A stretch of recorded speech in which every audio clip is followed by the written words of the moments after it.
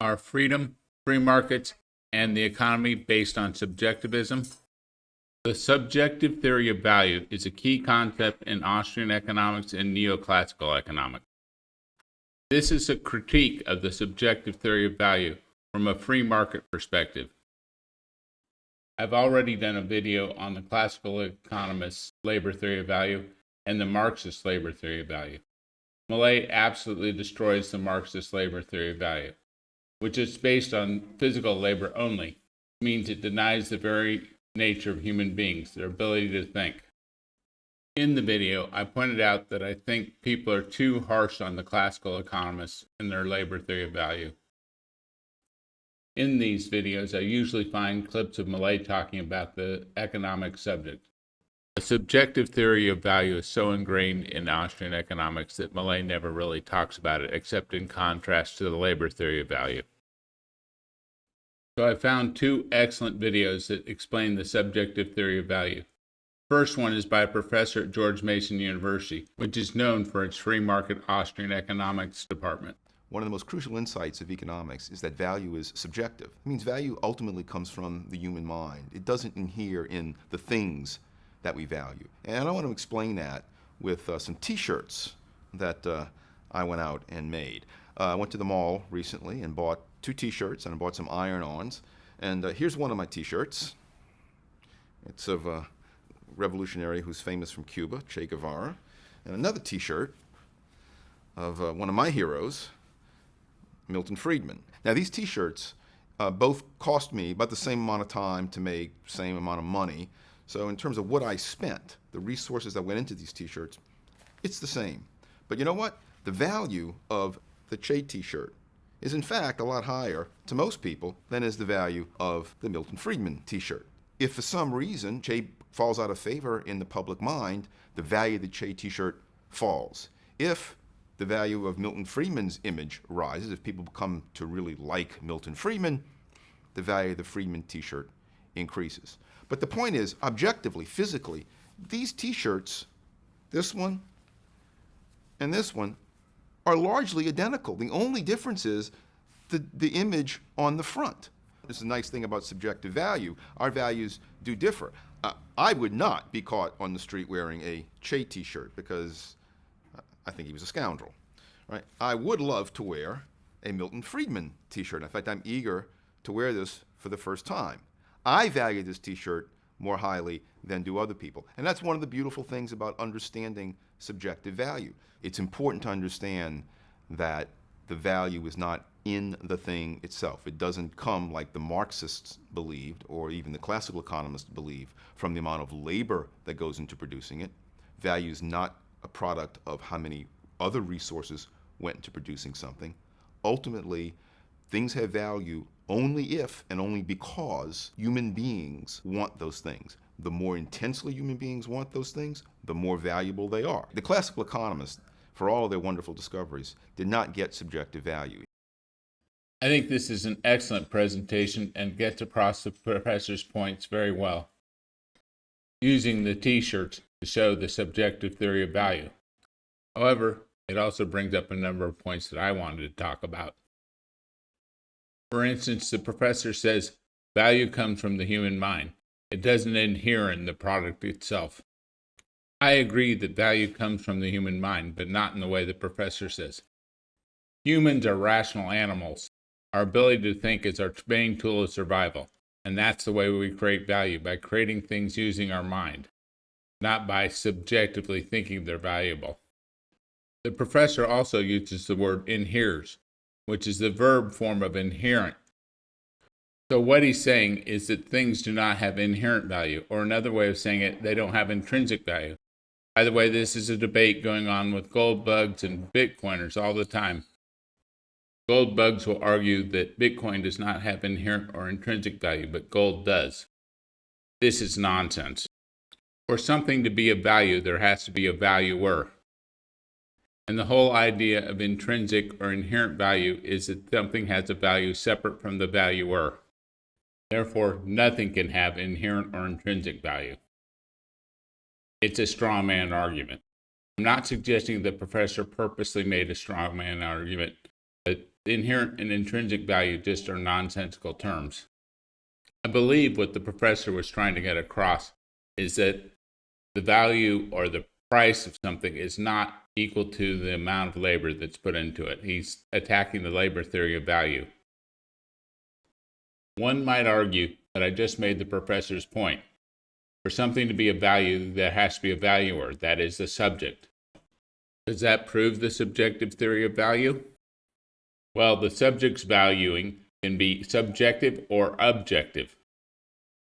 A scientist observing an experiment is doing an objective evaluation, whereas someone observing a piece of art is making a subjective evaluation. Thus, just because there's a valuer does not make the whole thing subjective. It's interesting that the professor chose two identical t-shirts with two different prints on it to illustrate the subjective theory of value. Thus, the only difference is the artistic print on the front of the t-shirt. There are two types of goods, those that have an objective result and those that have a subjective result. We'll call the first one inventions and the second one art. The point of art is to give you an emotional response. The point of an invention is to solve a particular problem. The t-shirt that the professor uses illustrates the point that a good can have both artistic and utilitarian aspects. The whole point of design patents, in fact, was to get people to put artistic elements onto utilitarian things to make our lives less dreary. If we were to remove the prints, the artistic element from the t-shirts, would any rational person pay more for one t-shirt than the other? No, they would not. So what the professor's example proves is that when it comes to artistic things, our evaluation of what the price should be is subjective. And I think the subjective theory of value should be renamed the subjective theory of price. They're not talking about all values. They're only talking about economic exchange values. That is the price of something. Here is another excellent clip about the subjective theory of value.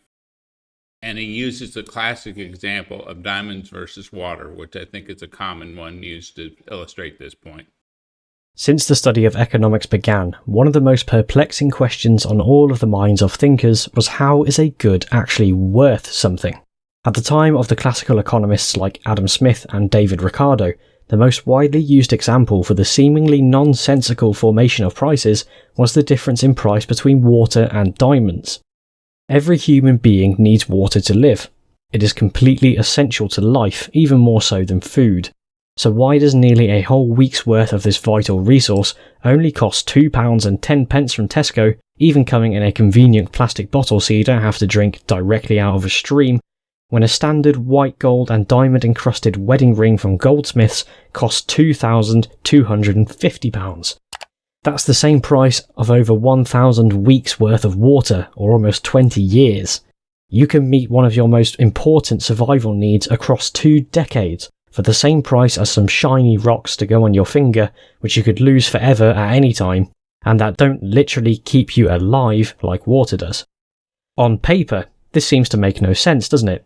Well, humans don't live on paper, we live on Earth. So in all of this confusion, nobody had a clear answer. But the one that people most often gravitated to was the labour theory of value. This theory says that goods have value because a worker put their labour into it.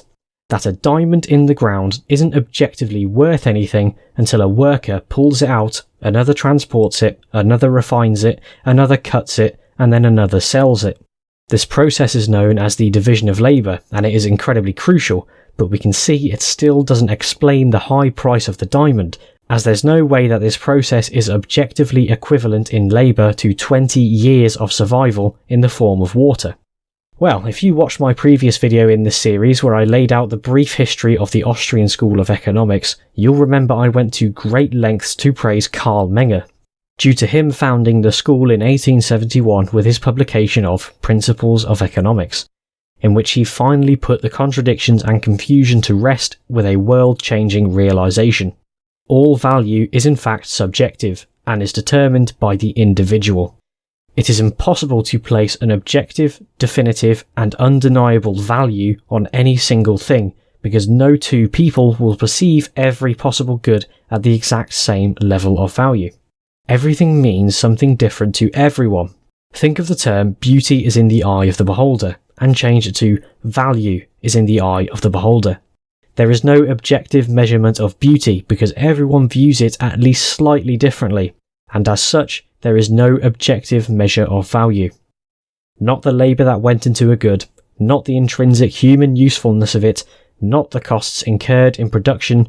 It is simply impossible to objectively define because it grants different utility in its use to different people. And that is the ultimate source of value, individual utility.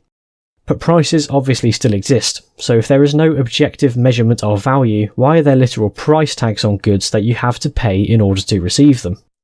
The subjective theory of value does not say that prices are just the work of fiction. Prices and value do exist. It just only exists on an individual level until all of the possible values of a good congregate together in a marketplace and get matched up with all the possible amounts of goods that can be provided at various prices, through which the amount between the producer and consumer of a good is met. What I just described there is the process of supply and demand, and I'm sure you've all heard of it. When the largest amount of people decide on a particular value for a good, and the producer can supply the amount required to fulfill this demand, you've reached the equilibrium price. Notice in this example, we have a artistic good, which is a ring, versus a utilitarian good, which is the water. As I explained before, when it comes to artistic goods, people's evaluations are subjective.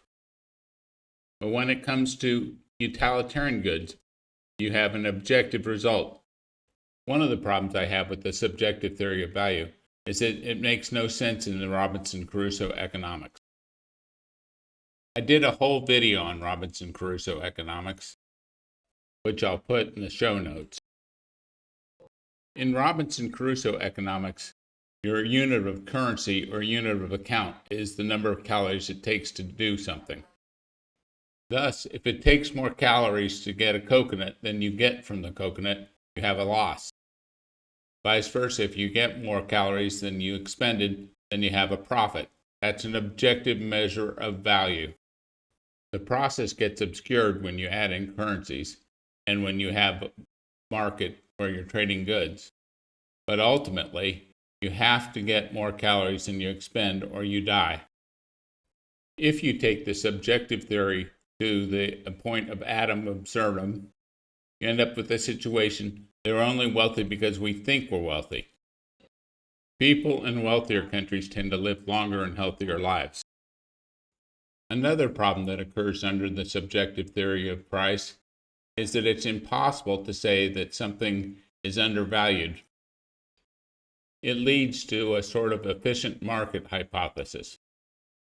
Thus, we can never say that the price of Bitcoin, for instance, is undervalued because the price incorporates all the subjective valuations of everyone in the world. But when it comes to objective things, that is inventions, we can make an objective valuation.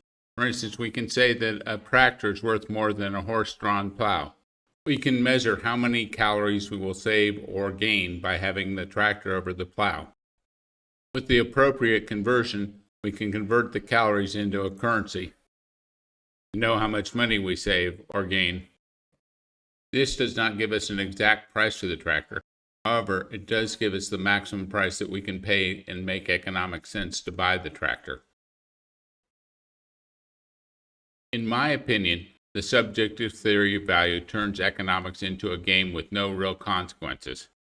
And we end up having to fight the idiot statements such as, it's only money.